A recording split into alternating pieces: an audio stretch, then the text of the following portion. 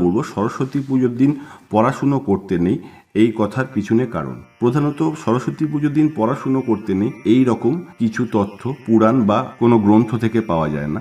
সম্ভবত কয়েকশো বছর আগে এই রীতির প্রচলন হয় যে সরস্বতী পুজোর দিন বিদ্যা অর্জন করলে দেবী রুষ্ট হন বা রেগে যান, কিন্তু প্রকৃতপক্ষে সরস্বতী জ্ঞান ও বিদ্যা বুদ্ধির দেবী, এবং বিদ্যা ও বুদ্ধি ছাড়া সমগ্র বিশ্বে কখনোই চলা সম্ভব নয়। তাই সরস্বতী পুজোর দিন পড়াশুনো করতে নেই এইরকম কোনো পৌরাণিক বিধান পাওয়া যায় না। কিন্তু এই দেবীর পুজোয় মেতে ওঠা ও আনন্দ অনুষ্ঠানকে কেন্দ্র করে পড়াশুনো না করা এবং এই দেবীর আরাধনা করা তার একটি যুক্তি রয়েছে, এবং সেটা ব্যক্তি বিশেষে নির্ভর করে। সর্বোপরি বলা যায় দেবী মাহাত্ম্য পুরাণ অনুযায়ী সরস্বতী ত্রিদেবীর মধ্যে একজন। এই ত্রিদেবী হলেন লক্ষ্মী, সরস্বতী ও মহামায়া, এবং শুধু পড়াশুনো বা গান বাজনা নয়, সমস্ত রকম জ্ঞান, বিদ্যা, বুদ্ধি, চেতনা, সৃষ্টি ও জগৎ পালনের ছন্দ এবং মুক্তির পথপ্রদর্শক তথা পরম জ্ঞান প্রদায়িনী হিসাবে এই দেবীর আরাধনা করা চলে। কারণ তার এই ছন্দ ও জ্ঞানের আলোতেই সমগ্র বিশ্ব ব্রহ্মাণ্ড পরিচালিত হয়, এবং তিনি